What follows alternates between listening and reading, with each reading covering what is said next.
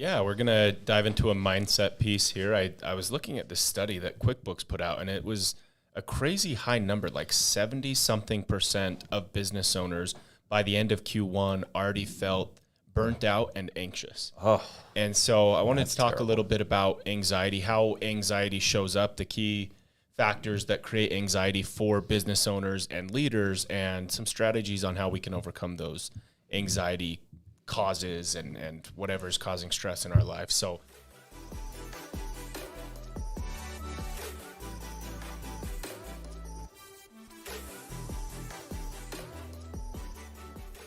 I think it's important because anxiety, especially right now where the economy is a little funny, we just are coming out of a very, very unique period that a lot of people will never experience in life with the with COVID and everything that we lived through there. And so I think anxiety and mental health just in general, mental illness for that matter, is kind of at an all-time high. And so as leaders, as entrepreneurs, as managers, as directors, whatever that may be, if you are a leader, that even sometimes that just means a parent. I think parents are the 100%. ultimate leaders. Yes.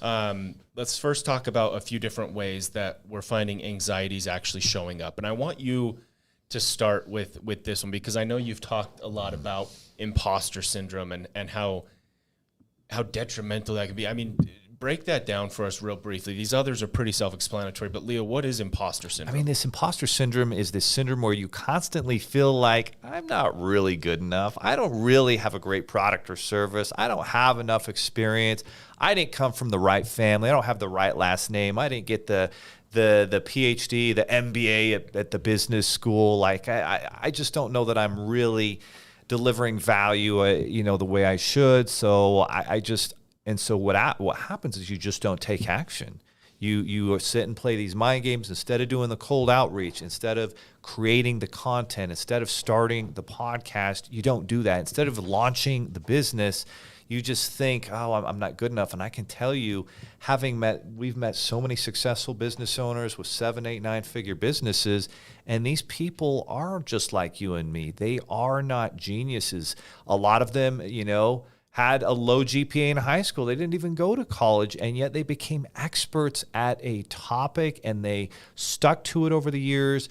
They delivered value to their clients, and they didn't worry about the things they couldn't control, which is what a lot of imposter syndrome is. We're worrying about all these things we can't control, and instead they worried about, how can I get a little bit better today? How can I serve my client with a better product or service a little bit better today? And over time, at the beginning, you might suck, and over time, you'll get better, and then eventually you won't suck, and then you'll actually be good. And most people give up before they get to that point, and they don't take action because they go all in on the things they can't control, and that's what imposter syndrome is all about, worrying about all these things and what people think. And boy, the older you get, the less you give a shit about what people think.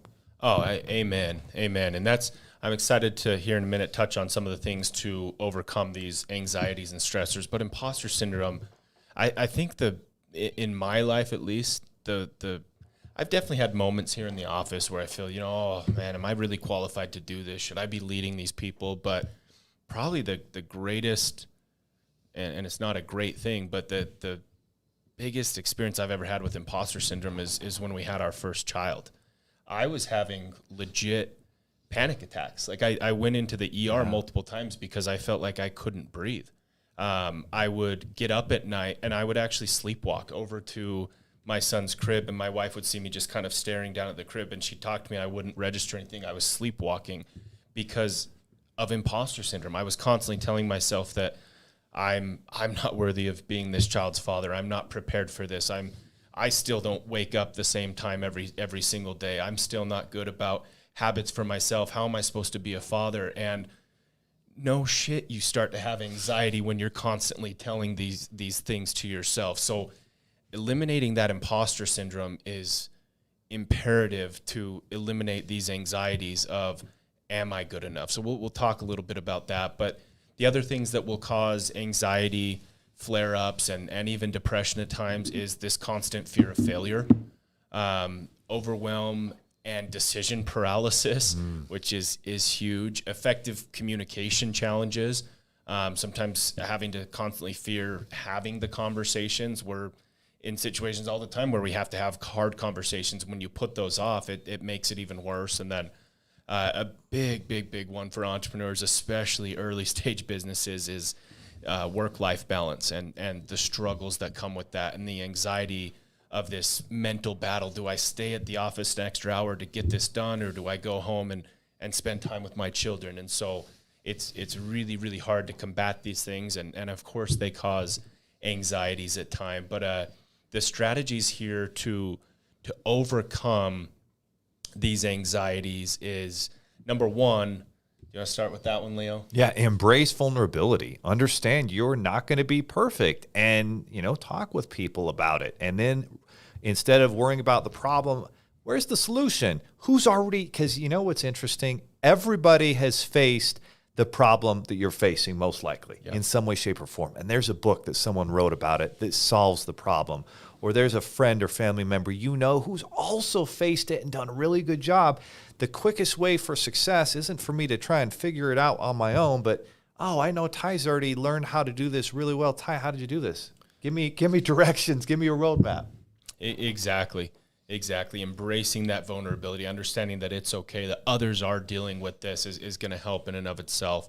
The next one, which sometimes can be really, really hard, and for a lot of people, it really means you need to humble yourself. But seeking support is huge, and there's so many different ways you can do that, whether it's actually going in and seeing a therapist, whether it's following a mentor religiously, whether it's actually practicing religion, right? Whether it's talking to a friend. For me, I experienced this last week, Leo. I was kind of sensing those same feelings and emotions that I was having when we had our first son, and I was starting to sense and feel, these panic attacks are coming back. We're working on all sorts of different projects in the office. We just moved to a new home. We're working on the yard. We're getting water. So we're doing all of these things, and they were just piled up. And I finally, before I had a breakdown and an anxiety attack, I sat down with my wife and said, hey, I'm struggling right now. My mental health is starting to suffer again. I'm feeling anxious. I'm feeling stressed.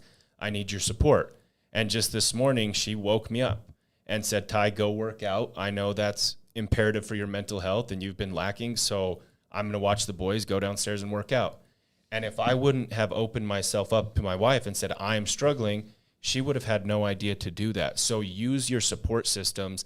Let them know how you feel so they can actually help you.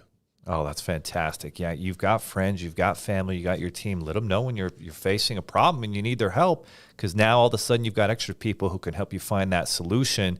And then practice mindfulness. That is such a powerful strategy there. I've just finished Michael Jordan's biography book, and one of the things that he learned that was, this guy had so much pressure on him. This was before social media in the 90s. Every move he made, if he smoked a cigar, if he was, gambled a little on the golf course, people were just all over him all the time. And he learned from Coach Phil Jackson how to meditate a little bit, how to sit back and focus on what really matters and not worry about the things he couldn't control. And that really changed his life. And it can do the same for all of us when you can meditate, go in a quiet place. And it's something important you talked about, working out. Like if you can go and get some exercise in every day. A year and a half ago, when Joe Rogan was getting all these negative press stories about something crazy he said like 8 or 10 years ago in one of his podcast episodes, and people were like, cancel Joe. And he had all this pressure, but he every day would go through this really hard workout. And he's like, oh boy, that workout was so hard. I don't even care.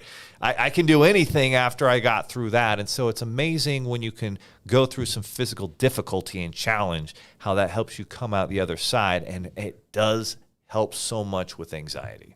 100%. Literally, my wife knows without fail if I'm actively exercising, if I'm not because of my body.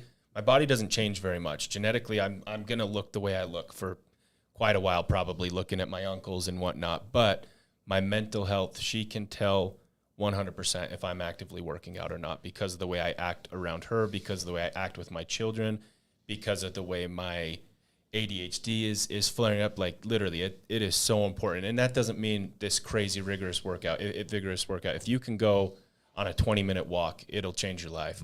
The next one, celebrating success. It's important. And again, I think sometimes people see this and think that that means they've got to take this crazy trip to Cabo because they hit a big goal. Celebrating success can be, you know what, we had an awesome day in the office. We created a lot of new leads or new partners or had some awesome revenue. Go out to dinner at your favorite restaurant. Amen. And do it with a purpose. Say, we're going out and doing this because we kicked ass today in the office. Celebrate that success and then continuously learn and grow, educate yourself, right? If you notice that your lead flow is causing anxiety, then go out and do a lot of homework and research and read books on how to generate leads, right? Continuously learn and grow, because as you achieve new things, as you accomplish new things, it helps you believe that you can do it again and again.